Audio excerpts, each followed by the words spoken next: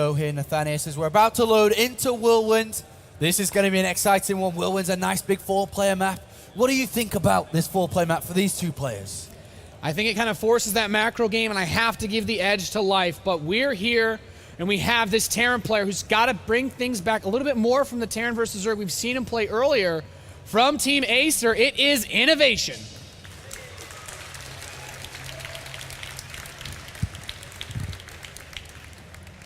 He said he made those aggressive plays because he wasn't confident, but this guy is super confident.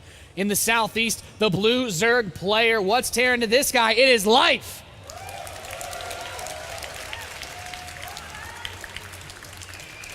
Life is one of 2 players remaining in the tournament that has not lost a single series yet. Life and Tasia are the only 2 players to do that so far, Nathanius. Innovation has looked a little bit vulnerable. In Group Stage 3, or should I say Group C, he lost 2 games. In there went 2 wins and 2 losses. And he narrowly beat Jaedong, so he overall 3 wins and 2 losses. But Life, on the other hand, he won 4 games out of 4 games in Group Stage. And then, of course, he went on to beat Naniwa. So 5-0 overall compared to 3 wins and 2 losses. Quite a dominant performance from the Startail player.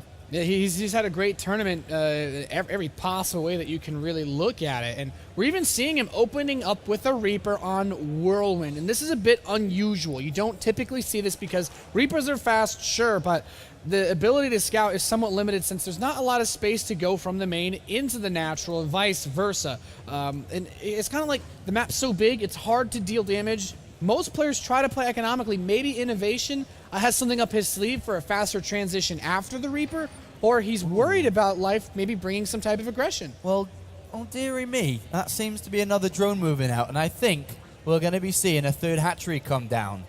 And, well, if anybody can remember what happened to Jaedong earlier today, the same build against a Reaper expansion, he ended up losing like 10 drones really early on.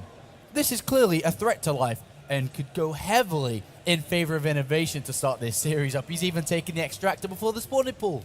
It's very important that Innovation finds where Life is sooner than later. His SCV scouts the northwest position.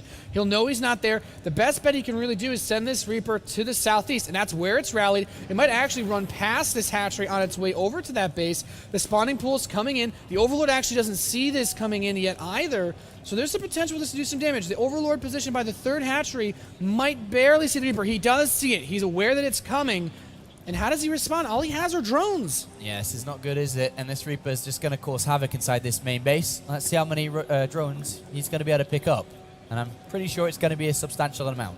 Yeah, he's got the factory, the command center on behind this. Now it's time to do something with what he has now. 2 drones softened up a little bit. He's trying to pull Dance around with them. He hasn't lost anything just yet, but he's got a little bit longer to stay here if he wants to hold us back. 1 drone looks like he'll finally pick one off. He does get that initial kill. Looking for a second. There's a couple of drones that have already been softened up a lot. 1 more hit away for just a few of these drones. He still only has that single kill, and if Life can hold on a little bit longer, he might be able to pull us back, but there another drone falls. A 3rd drone picked off.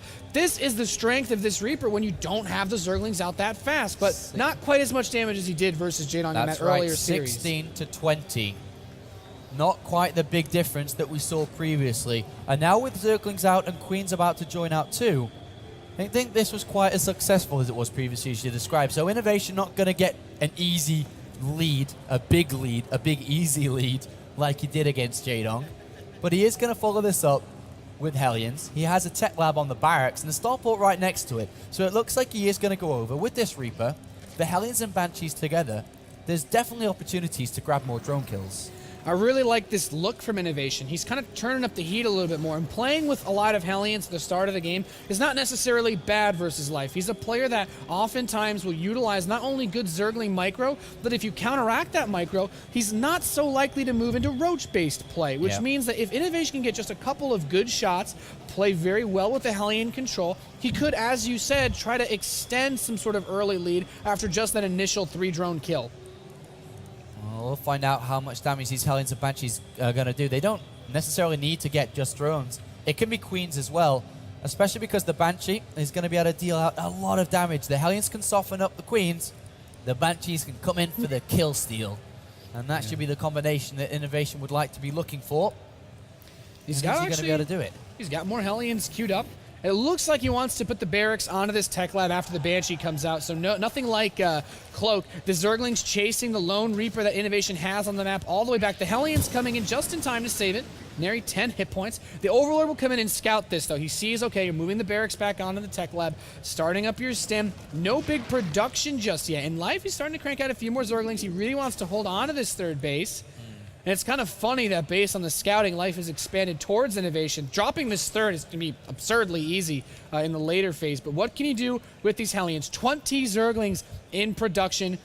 Innovation just going to try to make this work with these 6 Hellions. Yeah, 6 Hellions, just a single Banshee here. Zerglings aren't going to do too much off creep. Banshee's headed towards the main base. Hellions around on the natural. And this Banshee has found the Queen, but the Queen got a couple of shots off first, so it's not going to be able to kill it. That Queen is getting dangerously low. Innovation bringing the pressure. Will lose 1 Hellion. That Banshee really wasn't able to do too much, though. Still no kills on it. And Innovation's pressing into that third base. The Zergling's getting a wrap around at least one of these Hellions to get picked off. The Banshee helps finish off that Queen. And now Innovation, he's still doing some damage.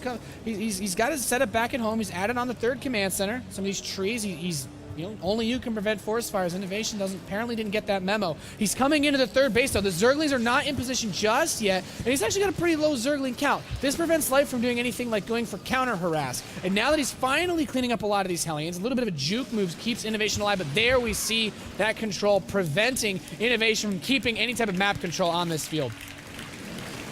So far, Life has handled all this aggression rather well. 53 drones to 45 SCVs, but behind this Innovation's had a very strong setup when it comes to his build. He's got the extra barracks coming down, he's got the double engineering bay, and there is one thing that I always like to see, and when I'm a Zerg player at least, I like to see upgrades. I love my own upgrades, but the thing that's missing in this game is evolution chambers. And without evolution chambers, with 1-1 already being made, what I think we may see here is the Baneling Nest come down, which it is now just coming into the production tab. Roach speed being researched as that layer finishes. Baneling speed being researched when the Baneling Nest finishes. Ventral Sacs, I didn't expect that one. I wasn't going to say that. I could have sounded really smart, but I didn't. And I'll be honest, I didn't expect that. We're going to see a bigger set of attacks here from Life against Innovation. I like this a lot. It's kind of interesting. Innovation's production setup is actually pretty solid for this 10-minute mark. Some of the barracks still producing their own add-ons, but dealing with this attack is going to be difficult. He doesn't actually have a supply depot watching the right side of his base just yet. These medevacs could kind of see something happening, but I like that. Life has started his Ventral Sacs well ahead of the pneumaticized Carapace, well ahead of the Overlord speed. This means, since the speed research is a bit faster than the drop, he won't give away super early on that he's going for this play.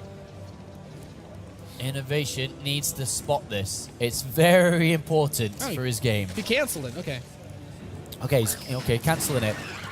May have been just a simple mistake there, but Zerglings do get into the third base here. I'm going to pick up a couple of mules, a couple of SCVs, but the threat, the all-in, and it is an all-in, with 1-1 completing, an army on the way, if he doesn't kill Innovation, we'll see both upgrades go to 2-2 for Innovation. They'll have way too strong of an army. And these Zerglings are slowing down Innovation a lot. They're bringing SCVs off the mirror line. He's not getting the best income he can get. He's not increasing his army size quite as much as he would have because he is losing money.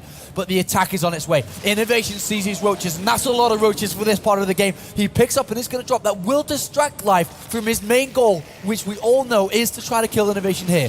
Is this going to work? He needs a lot of bunkers. He currently has none, queuing up 2. I think at this point, it would have, against this style of attack, even 5-6 bunkers, as long as you don't die to this. Like you said, the upgrade disadvantage is going to be monstrous. Innovation has his 2-2 on the way. There's a Spire coming in, but what exactly can he do with this if he doesn't kill Innovation? The bunkers are only halfway done, just 3 of them. He's got the supply depot wall in front as well, but the SCV is being transferred away, getting gobbled up by these roaches. None of them are going to be able to actually make it back from that third base, it seems. All right, well, he hasn't killed Innovation yet. He's still alive. He's on 2 bases, but here comes the big Baneling Maul. 15, 17 Baneling right outside the main base, or right outside, should I say, of the natural of Innovation. Is Life going to be able to do this? 3 bunkers loaded up, double, triple Widow Mines ready to go. Here we go. Will Life be able to break this? He's got a lot of roaches pressing through the supply depots, getting blown apart. The SCVs coming to repair. The Baneling count getting lower and lower. Still, the 3 bunkers are alive. He needs to keep SCVs on top, repairing these. Looks like all 3 of them actually dropping below half health. He's managing to break through the defenses of Innovation. Just a few more Banelings are target fired, and he's pressing Life back. He needs the Banelings on the Marines, and he does not get those connections. Life is dying. Innovation's dying hard. He gets the drop into the 3rd base as well, doing some damage back to Life. And he's managed to hold this off, but he lost a lot of SCVs. He's killed 11 drones so far this game at the exchange of 30 of his own workers. Mutalisks, they don't matter in this game. Maybe they can get into the mineral lines, but it doesn't matter. With 2-2 about to complete from Innovation, there are no upgrades for Startail Life. Innovation has a major advantage I'd like to look at in this game. If he can use that advantage, if he can get over there, start trading units, that's where Innovation's key to success will be. There is a Widowmine there to protect that mineral line, even though there are 2 Banelings up there to try to get towards that mineral line, towards that SCV line. But let's have a look now. Let's have a look. As Innovation prepares his units, he's got all of them ready. 2-2 is about to complete. This is where we should start to see him move out. The Widowmine. Oh, nice move there by Life, actually. He does bring one of them back. Very nice catch. The Widowmine actually helps finish off some of those units, but now the Mutas are starting to come out of the field. He's inside the main base of Innovation. The missile turrets weren't there in time. The Marines are coming up to try to deny this. And with what few Mutas Life has, he's trying to take this game, at least even things out a little bit from that upgrade discrepancy by hurting the economy. I mean, still important to note, there's no evolution chambers, though. Exactly. So where is he evening it up? Is he just trying to overwhelm his opponent with Banelings and just look for one big boom? Is that what he's really looking for here? Because without upgrades, he's never going to be able to take good fights unless he just simply has 100,000 more units than Innovation. And look at the supply difference. That's not really the case here. Mules are going to get picked off. They don't have any upgrades either. And only units are being made from Life. And soon we're going to see Innovation start to make his push. And I feel that this push is almost unstoppable with so many Widowmines. I don't really care how many bangers you have and how weak apparently Widowmines are nowadays. They're going to do damage, and they will. Watch this. This is going to be, I think, it really well and will work out well for Innovation. This could be a bloodbath. The Widowmines getting into position. The Banelings detonating on a lot of the mines. There's still some Marines, though, and all but one Baneling has been eliminated. The tanks is going to help versus the Roaches, but he streams in with Zergling counterattack into the main base of Innovation. He's forcing him around, and this is a great play, saying, okay, maybe I'll lose my 3rd base, but if I can deal enough damage, shut down your production, I can hold you off. These Marines are coming out, though, with that 2-2 upgraded advantage. We said, if he can get some of them together, rally his forces, he's then he losing can do his it. production. He's losing his army capabilities here. Look at the supply differences. You know, the upgrades are great, but if he's not able to build any units... Those upgrades won't do too much for the non-existent army. All he really has is his 3rd base bunkered up, and Life has somehow, once again, found a way to take a lead in the game where it seemed like he was going